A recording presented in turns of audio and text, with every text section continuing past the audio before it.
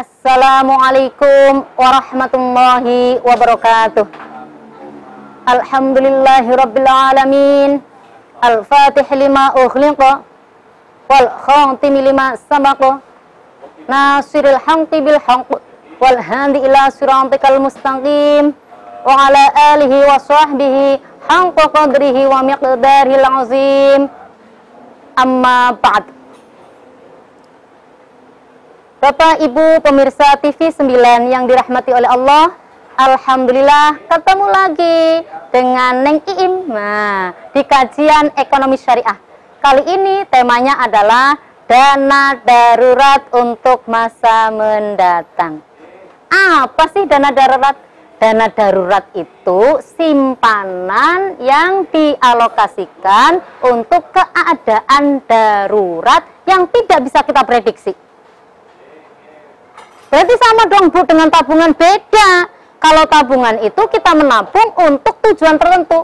Misalnya beli sepeda baru, mobil baru, rumahnya mau direnovasi, itu pakai dana tabungan. Kalau darurat itu nggak boleh. Pancene dana darurat itu tidak punya tujuan. Jadi apa? Dana darurat itu berarti penyangga dana tabungan. Ketika hal-hal genting yang tidak kita inginkan itu terjadi. Contoh, tiba-tiba harus membayar biaya rumah sakit yang begitu gede karena terjadi kecelakaan atau ada bencana alam, rumahnya hanyut. Lah, siapa sih ngerti? Kita kan nggak tahu kalau ternyata kita mendapatkan nasib-nasib tragis seperti itu butuh begitu banyak dana. Jadi walaupun kemudian dana darurat itu mungkin tidak bisa mengatasi 100%, setidaknya tidak kacau banget. Tidak harus mengalihkan jual rumah, jual mobil, jual tanah, atau malah terjerat pinjol. Itu tujuannya dana darurat. Jadi setiap keluarga mestinya harus mengalokasikan dana darurat. Apalagi pasca pandemi kemarin, itu seluruh dunia terdampak secara ekonomi. Bagaimana kemudian bapak misalnya ya, suami pencari utama nafkah tiba-tiba di PHK, atau mungkin pencari nafkah utama sedo meninggal dunia. Lah, kita nggak tahu semuanya begitu. Oleh karena itu kemudian pertanyaannya adalah, jadi dana darurat itu di luar anggaran ya. Jadi tadi kan kita ketika dalam keluarga manajemen keuangan itu perlu ada disusun anggaran. Kalau ini di luar. Jadi kalau membuat anggaran ya memang dana darurat tanpa tujuan. Nah, gitu. Lah, berapa sih Bu dana darurat itu? Dana darurat itu ya berarti tergantung situasi kondisinya. Tergantung berapa pengeluaran keluarga setiap harinya, setiap bulannya dan lain sebagainya. Dan setiap keluarga, setiap orang tentu dana daruratnya berbeda. Jadi banyak misalnya konsultan ekonomi keluarga ada yang disuruh setidaknya dana darurat untuk 3 bulan ke depan. Artinya berarti 3 kali gaji ke depan itu harus ada alokasi untuk dana darurat. Jadi misalnya gajiku misalnya 5 juta. Berarti kira-kira di rekening itu setidaknya ada 15 juta dana darurat. Nah, sekarang persoalannya adalah bagaimana cara membangun dana darurat. Nah, ini penting banget. Ngomong dana darurat, pertama adalah sisihkan jumlah yang nyaman dari penghasilan kita, dari gaji kita. Caranya adalah hitung biaya kehidupan kita, biaya periode kita. Jadi misalnya coba blablek amat. Pokoknya nono duit ya tak belanjakan orang ya orang. Loh, jangan begitu dong. Kita pengen hidup yang nyaman, yang santai atau enggak. Jadi hitung biaya kehidupan keluarga saya itu 1 tahun berapa. Catat tahun pertama saya nikah begini. Nanti punya anak tahun pertama bagaimana. Nah, itu nanti untuk mengalokasikan kira-kira butuh dana daruratnya berapa. Ternyata di tahun kedua anakku harus masuk rumah sakit, harus opnam, sementara yang ditanggung oleh askes tidak semuanya, misalnya seperti itu ya. Jadi itu. Nah, kalau kemudian tadi sudah menyisihkan yang nyaman, dana yang nyaman untuk keadaan yang darurat, masukkan ke rekening khusus. Bu, orang duwe rekening khusus, mak, jenengan iku yen nabung lewat endi? Di bawah bantal kah? Nah, kalau tabungan di bawah bantal yang warnanya putih, dana darurat yang warnanya kuning apa abang. Tapi bar kuwi jebule urung bantale dicuci atau bantale dikerukuti tikus dibuak bar kon ya. Zaman modern iku nyimpan kok jadi bawa bantal, yo ya. Nanti dikerikiti tikus malah hilang kabeh. Ya. Kemudian tadi setelah dana terkumpul tadi dana darurat ben orang mandek Bapak Ibu ya, diinvestasikan. Nah, investasinya ya padha wae yang paling aman dengan ditabung. Kalau ditabung itu mandek duitnya kuwi, berarti ya setidaknya deposito yang non penalti. Non penalti artinya apa, Bu? Kan tadi kan dana darurat harus liquid. Deposito itu kan ada waktunya. Lah, ini pilih yang non penalti. Artinya diambil belum pada waktunya, belum jatuh tempo, tanpa kena denda. Itu yang pertama. Yang kedua, maksimalkan tabungan pensiun. Ya, maksimalkan tabungan pensiun artinya apa? Lah, ini kan pensiun itu jangan diartikan yang punya pensiun, dana pensiun itu hanya pegawai-pegawai tetap loh ya. Loh, Mas yo saya misalnya bukan pegawai juga saya harus dana pensiun. Itu artinya apa? Ketika kita sudah tidak bisa bekerja, ada dana yang bisa, ada investasi yang bisa keuntungannya itu bergulir terus masuk ke bisa kita manfaatkan itu ya. Jadi itu maksudnya dana pensiun. Kemudian yang selanjutnya adalah disiplin. Jangan sekali-kali nggak apa-apa dana darurat sekali-kali tak pakai. Loh piye? Itu namanya nggak disiplin. Mubazir no, jenengan tiwas merencanakan dana darurat ternyata kemudian dipakai untuk anggaran yang bukan mendesak. Kalaupun sangat terpaksa gimana? Kembalikan lagi. Anggap aja itu dana daruratmu itu utang. Jadi seperti itu ya Bu ya. Jadi dana darurat itu dana yang disiapkan untuk keadaan mendesak, genting, supaya apa? Ketika peristiwa itu terjadi dan naudzubillah kita tidak ingin hal-hal yang mendesak darurat itu terjadi, tetapi kan kita nggak tahu nasib dan takdir. Kita masih punya cadangan untuk membackup, menutup itu. Kalau tadi kita membahas apa itu dana darurat dan cara membangun dana darurat, sekarang kita akan membahas cara menghitung dana darurat. Pada dasarnya nggak ada patokan khusus, tetapi setidaknya. Jadi kalau misalnya lajang ya, cowok maupun cewek belum punya keluarga, dana daruratnya gimana? Setidaknya sisihkan 4 sampai 12 bulan ke depan. Artinya apa? Misalnya gini, misalnya panjenengan gajinya 5 juta, dipakai untuk kebutuhan teteh bengek dan lain sebagainya 2 juta, berarti sisa 3 juta. Lah, yang 3 juta itu ya disisihkan selama 4 sampai 12 bulan. Berarti 3 kali 4 12 juta. Kemudian 3 kali 12 juta 36 juta. Itu artinya setidaknya di rekening panjenengan dana darurat minimalnya ada 12 juta. Nah, kalau yang sudah berkeluarga gimana? Kalau sudah berkeluarga itu setidaknya dana daruratnya hitungan itu 6 sampai 12 bulan. Artinya apa? Jadi kalau misalnya contoh yang sama tadi ya, biar gampang ya. Penghasilannya 5 juta, kemudian dipakai 2 juta, sama aja biar orang mumet ya.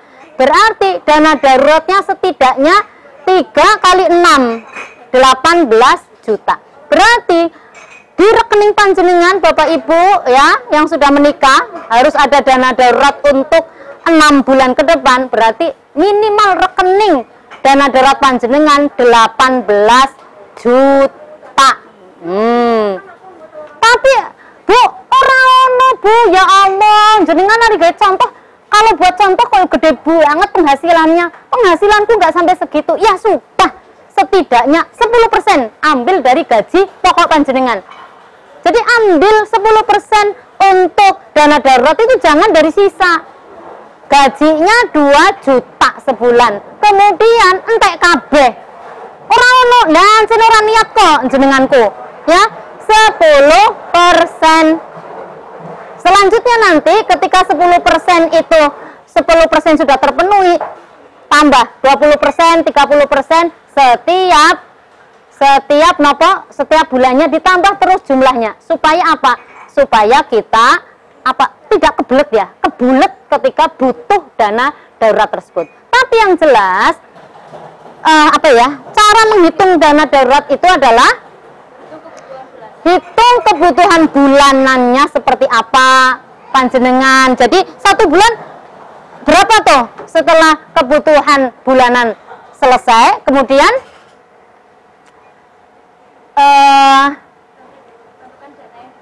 jadi tadi ya hitung kebutuhannya berapa tuh, kebutuhannya berapa, akhirnya akan ketemu berapa dana yang dibutuhkan.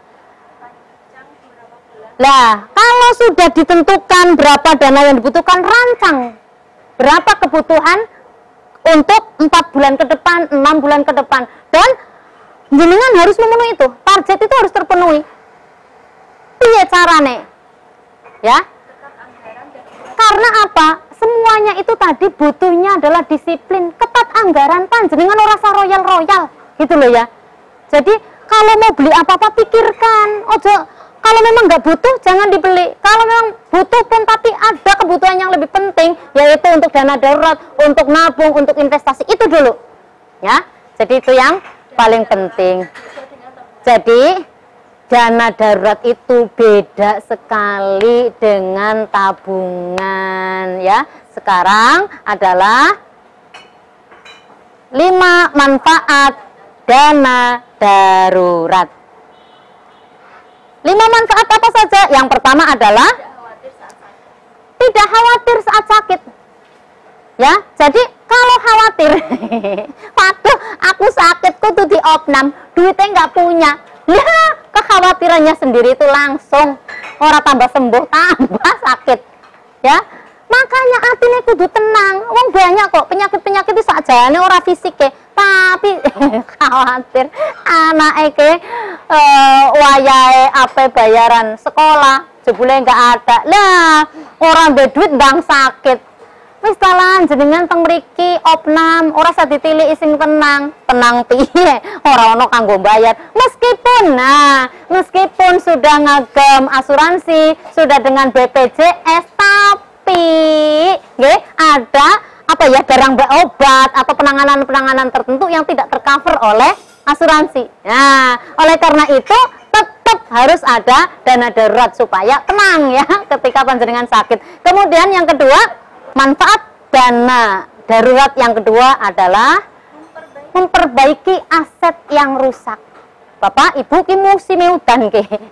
Musim udan iku kalau yang punya pohon mangga hati-hati ya. Hati-hati ya. Saya nggak punya pohon mangga tapi nggak tahu ono genteng moro-moro bolong atau ada angin ribut kemudian atap kita tersingkap. Lah, kayak gitu itu kan butuh dana untuk itu. Apalagi kemudian ada mobil, ada motor, handphone, laptop, itu sering banget rentan. Nah, kalau kita nggak punya dana darurat bisa mengacaukan keuangan kita. Kemudian yang ketiga adalah tidak terlalu pusing. Jadi yang ketiga manfaatnya dana darurat tidak terlalu pusing ketika kita kehilangan pekerjaan.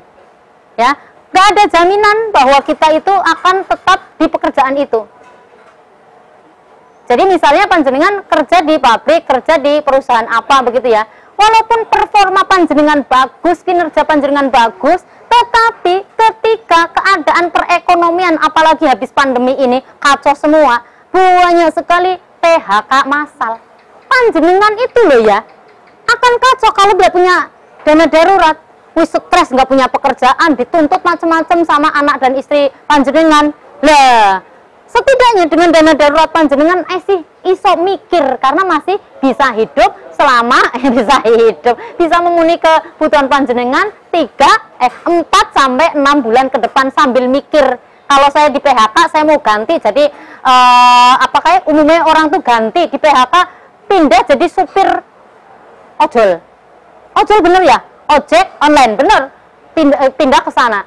Setidaknya panjenengan orang stres bisa mikir. Kemudian manfaat yang keempat yaitu terhindar dari hutang. Hutang itu kalau untuk kebutuhan produktif, Bapak, Ibu, panjenengan memulai usaha, nggak apa-apa. Tapi banyak yang hutang untuk kebutuhan konsumtif.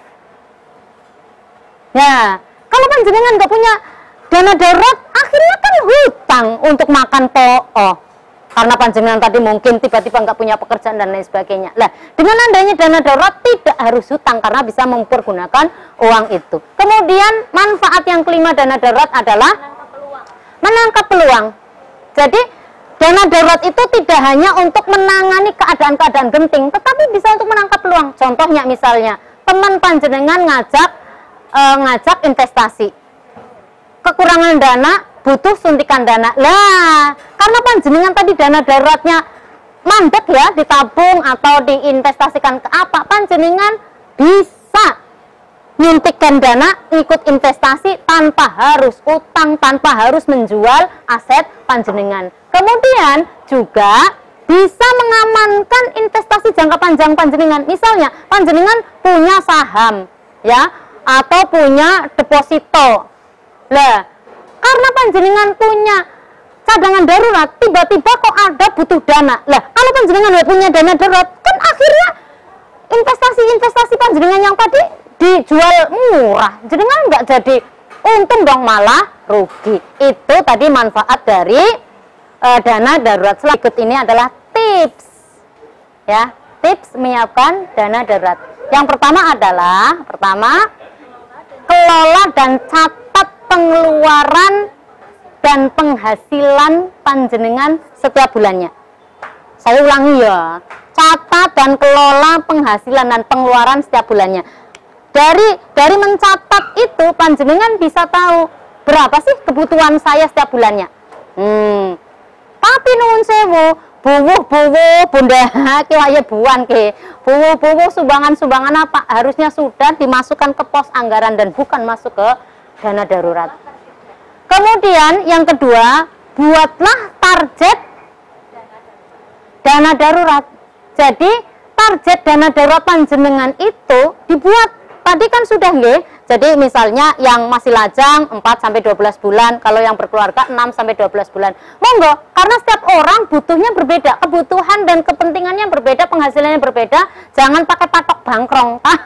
Jangan pakai alot-alot ya. Tapi setidaknya misalnya panjenengan yang berkeluarga 6 sampai 18 bulan. Kalau kebutuhan tadi dicatat kebutuhannya setiap bulan panjenengan 3 juta, berarti setidaknya panjenengan punya dana darurat 18 juta di rekening panjenengan. Ngoten? Oh jadi nggak punya target, nggak punya dana darurat bar kon, nanti yang kedesek ya akhirnya utang atau bunuh diri. Karena apa? Kebutuhannya akeh banget, sakitnya stroke nggak ngapa-ngapain, ora iso mbayari. Akhirnya etanasia, minta suntik mati, was barbar. Kemudian tips yang ketiga yaitu hindari utang yang konsumtif. Nggih. Utang yang konsumtif, hindari ya. Dan kemudian sisihkan dananya untuk dana darurat. Dan ini masih nyambung yaitu hindari. Jadi tadi kan hindari utang yang tidak konsumtif. Ini kemudian lanjutannya adalah hindari pengeluaran yang tidak penting. Pokoknya bunda harus kuat kekeh dengan prioritas anggaran, prioritas kebutuhan. Kalau nggak penting, mas, ora usah, langsung blok ngono. Kemudian dana darurat juga harus dianggap sebagai instrumen investasi ya.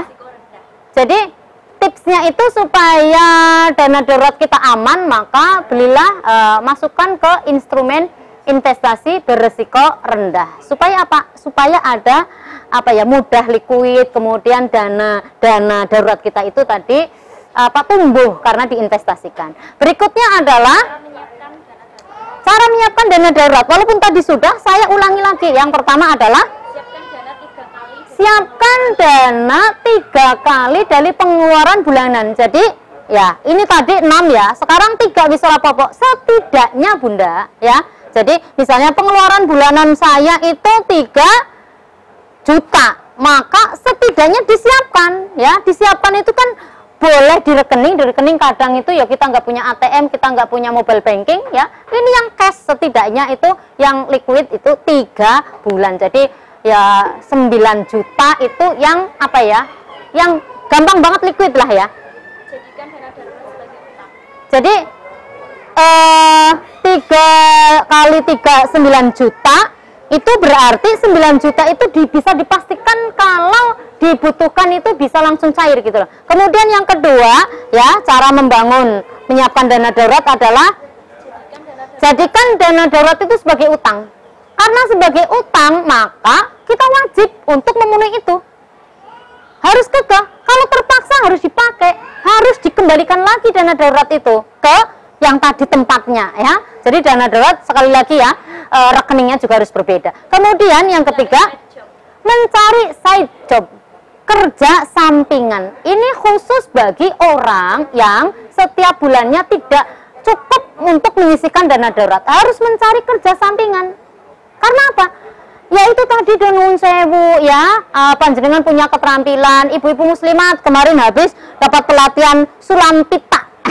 Ya, itu kembangkan dong, jangan berhenti hanya untuk pamer selfie, enggak, tapi kembangkan, kemudian ditambah ininya apa, skill panjenengan terus, Bu, tapi yang wis gawe ora ono sing toko, titipkan ke koperasi Anissa. Koperasinya muslimat atau titipkan kemana, siap Bu mempromosikan, bila perlu larisilah ya. Kemudian yang terakhir adalah fish in never out. Gaya menbu apa fish in never out artinya apa? Kita sudah punya cadangan darurat tapi jangan puas.